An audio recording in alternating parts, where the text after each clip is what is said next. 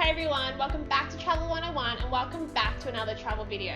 Okay, so I am assuming you're watching this video because you are booking or planning on booking a flight through China and you have a long transit. Now, I want to run through exactly what you need to check to see if you are eligible for the transit visa. For some reason, there seems to be a lot of really confusing information out there about what you actually need or to see if you actually qualify. Now, I'm going to keep it straight to the point and actually run through exactly what you need to check to see if you actually qualify. Now, if you do qualify, I have made another video which I can link at the end of this video. We'll actually show you the process and what you'll actually go through when you are in China at the airport applying for the visa. Alright, so if you're ready, let's just dive straight in. Now, the first thing you need to check to make sure if you qualify is to make sure you're actually only staying 144 hours at the very maximum.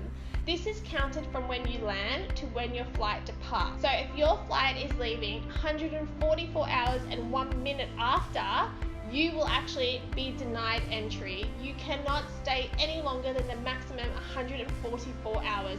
So make sure you have a very good look at your flight plan to make sure your transit is under 144 hours. Next, you need to make sure you're entering at a port in China that allows you to apply for the 144-hour visa.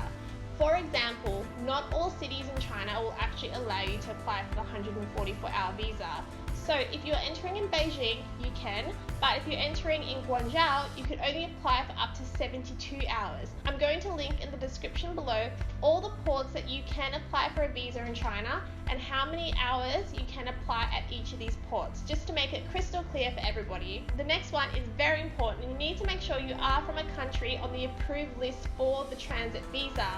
Now, I will link this again in the description below to make sure your country is actually on the list. The next thing you need to consider is making sure you have 6 months left on your passport. There is a lot of articles and videos out there saying that you only need 3 months, but I have heard that some people have had trouble getting through because they haven't had at least 6 months left on their passport.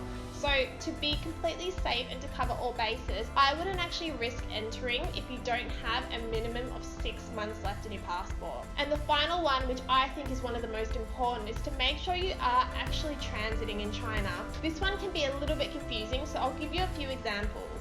Now, let's say you are flying out of America and you're transiting in China, and then you are flying back to America within the 144-hour period. You will actually be denied because you are not heading to a third country.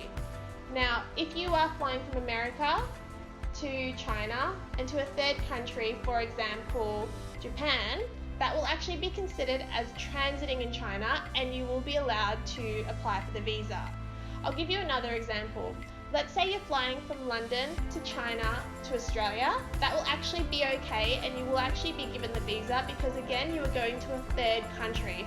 But if you're going from London to China to London, that will actually not be approved because you are not going to a third country. Okay, so I really hope that made sense. I'm going to link below a post that has all this information again in more depth with an actual checklist guide to make it a lot easier. I know this visa seems to have a lot of criticism around it and a lot of people don't really know what's going on, but in all seriousness, it is quite straightforward. As long as you make sure you tick all those boxes, you will actually have no problem at all getting the visa. I have gotten it twice now and it was no problem at all, and I simply just followed those steps. So again, I will link all the information in the description below, and I will also link the video which has the detailed process of what you need to do to get the visa when you actually arrive at the China airport. Okay guys, thank you so much for watching and I really hope that helped. If you have any questions, please leave them in the comments below and I'll try my best to get back to as many of them as possible. And as always, we cannot wait to see you in the next video.